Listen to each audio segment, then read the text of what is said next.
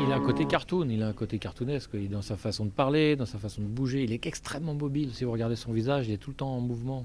Et j'avais Danny Boone dans un coin de ma tête depuis longtemps parce que je le suis depuis ses tout premiers spectacles. Je sais pas, c'était avant Délicatessen même. Et lui aussi suivait mes films, donc c'était une bonne façon de se rencontrer. Dans un premier temps, il avait dit non parce qu'il voyait que c'était pour écrit pour Jamel. Je l'ai convaincu de faire des essais. On s'est tellement poilé pendant les essais que le soir même, voilà, il me disait oui. Et on a passé un moment super. C'est comme si j'avais retrouvé un vieux copain de lycée. C'est simple et facile et évident entre nous. Je peux le charrier, il me charrie, on n'arrête pas de déconner. Et en même temps, c'est un réalisateur aussi, donc ça facilite les choses pour moi, pour lui expliquer ce que je suis en train de faire. Et en même temps, il est très inventif, quoi. Il n'arrête pas de proposer des trucs. L'envie, c'était un mélange de différentes idées qui traînaient dans mon ordinateur, de confronter une bande de chiffonniers un peu franchement cartoon. C'est un film, j'ose pas dire que c'est un film pour enfants, mais en tout cas les enfants l'adorent, parce qu'il y a des références vraiment à Pixar, au dessin animé. C'est la bande de chiffonniers, c'est Blanche-Neige et les Sept Nains, franchement. Hein. Et puis en même temps d'utiliser les marchands d'armes, qui est une préoccupation que j'avais, qui est plus sérieuse.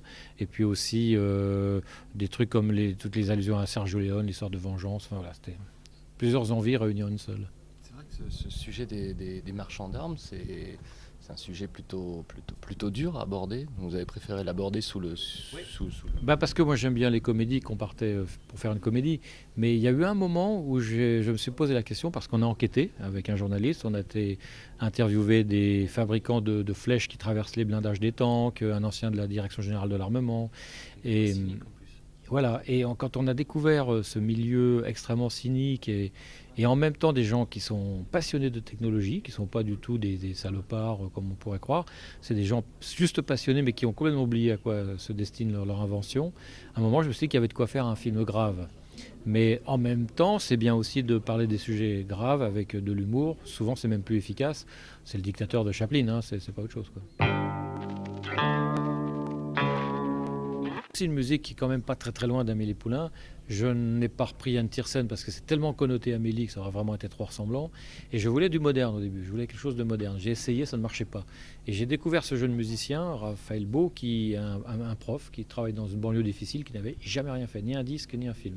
On m'avait passé un petit morceau comme ça que j'écoutais dans la voiture. Et je voulais donner sa chance. Et petit à petit, il a fait 25 morceaux et à la fin, je l'ai engagé. Plus évidemment la réutilisation de Max Steiner. C'est un peu le thème de tous mes films, c'est toujours une histoire de petits poussets contre l'ogre en fait. Et l'ogre a un aspect différent à chaque fois. Cette fois-ci c'est les marchands d'armes. Même l'histoire de Pi qui s'est pas faite, c'était un enfant orphelin qui luttait contre un tigre, qui est encore un autre ogre. Amélie Poulain c'est un peu plus abstrait, mais c'était l'introversion, l'ogre en quelque sorte pour elle. Voilà, donc encore une fois, mais je le fais pas exprès, hein, je me dis pas comment je vais encore décliner ce thème, je le fais, puis à la fin je me dis oh merde, c'est encore la même histoire. Et je regrette franchement de ne pas pouvoir faire l'original, le petit poussé, parce que Olivier Dahan l'a fait, ce qui me frustre parce que j'aurais adoré le faire, enfin l'original, quoi. Est-ce que vous êtes un grand enfant dans la vie de tous les jours? Alors j'ai entendu récemment une phrase qui me plaît assez bien, c'est tous les enfants naissent poètes, mais peu le demeurent. Voilà, alors, je pense que je suis resté un petit peu, et à 56 ans, c'est bon, je ne changerai pas, c'est pour la vie. Ça veut dire quoi au quotidien? Qu'est-ce que vous faites d'enfantin? Au quotidien, je râle et je ne suis pas du tout enfantin, mais c'est dans la création, dans la créativité. Parce qu'évidemment, pour faire des films, c'est génial d'avoir gardé le côté enfantin, mais en même temps, on est aussi chef d'entreprise, d'une entreprise de 800 personnes et responsable d'un budget de 22 millions d'euros. Donc ça demande d'avoir les pieds sur terre et avoir un bon sens de la pratique. C'est pas seulement être enfant, il faut aussi être vachement adulte. Mais vous jouez avec les jouets dans le film? Oui, c'est ça, c'est aussi une définition du cinéma, c'est un peu comme une grosse boîte de jouets. Dedans, il y a toutes les pièces qui sont les décors, les costumes, la musique, les dialogues, les accessoires. Et voilà, moi j'aime jouer avec tout, j'aime bien utiliser toute la boîte et que tout serve. Ça c'est génial, puisqu'à Toronto, il restait quelques territoires à vendre et grâce je n'ose pas dire au triomphe qu'on a connu à Toronto, mais ça a quand même fini avec la salle debout en train d'applaudir.